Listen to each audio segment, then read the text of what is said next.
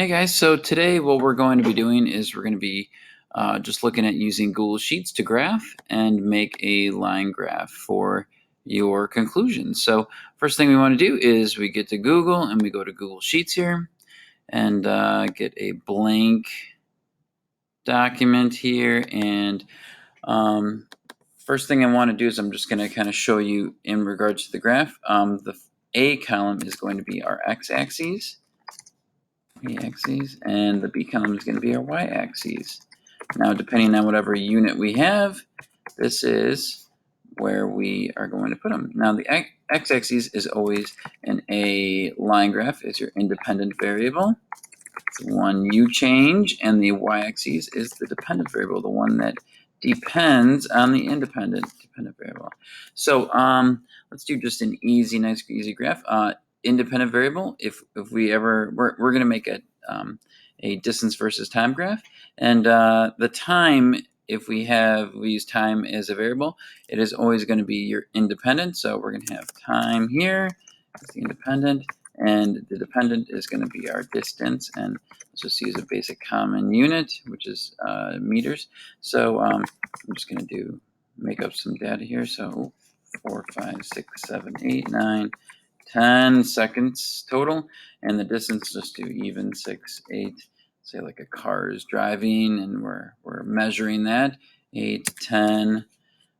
Very fast car. 12, 14, 16, 18, and 20. Okay, so here we are. We have our time being by seconds, and we go to 10 seconds, and our distance being meters, and I go into 20 meters. So I am going to highlight all the data that I want for the two columns. I'm going to go to my chart here, and it's going to give me a bar graph. But we don't want a bar graph. So, but the title looks right. We always want the dependent versus the independent. Our variables look right. Distance versus time, that looks good.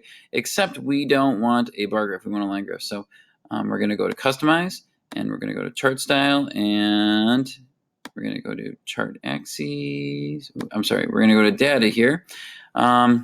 Go to Data, not Customize yet, and we're going to go to Line Graph right there. Okay, and it's going to give us a nice straight line. Okay, that's beautiful.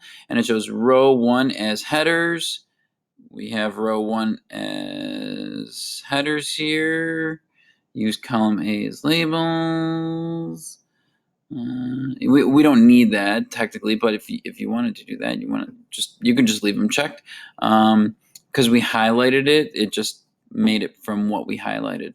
Now what we do is we go to Customize, and we don't want a legend, so we go to Legend, and we go to right here where it says Position, and you can see it has a little arrow there, so we'll click that, and we'll go to None. That looks good. Now, though, we want more grid lines. When you make a graph, you always want to give it a little bit more space. So on the y-axis and on the x-axis. So if we go to grid lines and we go to major grid line count, if we go to like maybe 3. Oh, no, I'm sorry. If we go to maybe like 7 here. Oh, perfect. So 7, maybe even 6 here. Let's see about 6. Oh, yeah, perfect. Okay. So it gives us about 5 more upwards. Okay. And then if I do like maybe like 4. Okay. Yeah. All right. That's good. 1, 2, 3, 4, 5. Okay. Actually, maybe I'll do 10. Let's see what 10 looks like. 10 gives us where every 20. No, let's do 5. 5 is better. Okay. Yeah, because 0 to 5. 1, 2, 3, 4, 5. Maybe 4 actually. 4. 0, 1, 2. 1, 2, 3, 4, 5. Yeah, okay, perfect. Yeah, so see how I have 5 here, and then it's 10, the minor grid lines. So just count it out, make sure you got it right. And so vertical, okay, is the y-axis. That looks very nice. Now I'm going to go here, and I'm going to go to horizontal, and I'm going to put 4 there. Oh, that's too many. So let me go to 3. Let's see what 3 looks like. Oh, perfect. Okay. So that looks pretty good. It's going to give me 5 more, maybe 2. Let's see, 2. What's 2 look like? No. We want to go more. We want to go 5. Oh, that's too many. Okay, let's go to 4 here. That's too many. Let's go to 3. Okay, so it does give me 5. All right, now let's go to 4 here. Okay, so 11, 12, 13, 14, 15. Okay, so that's pretty good. Let's try 5. Yeah, again, that's too many here. 4,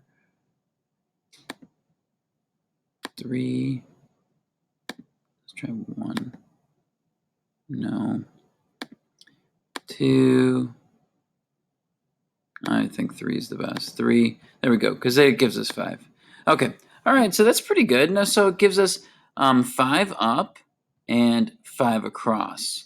Okay, and it also gives us 1, 2, 3, 4, 5. It gives us 5 lines. So we can see that, that,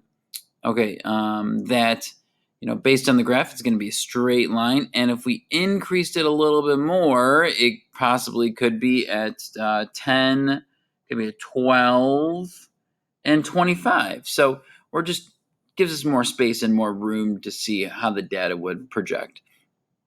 Okay, so that is all with the graphing. Now, if you wanted to be able to add this to Notability too, you can end up publishing the chart. You could copy the chart.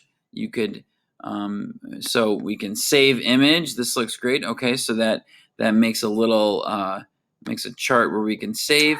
Also, here it goes publish chart. Okay, and that we can get a link and we can embed it. Okay, and so let's see, do I want to publish this section? Sure. So it gives us a, so we can end up taking this and putting it in a Google Doc for your conclusion, which is great. I think that's exactly what you need to be doing for this. Also, after you publish too, you can email it to yourself. You can stick it in your Google Drive, and then you can also add that to Notability. So that's all really good things. All right, that's all I got to say for this, and get graphing.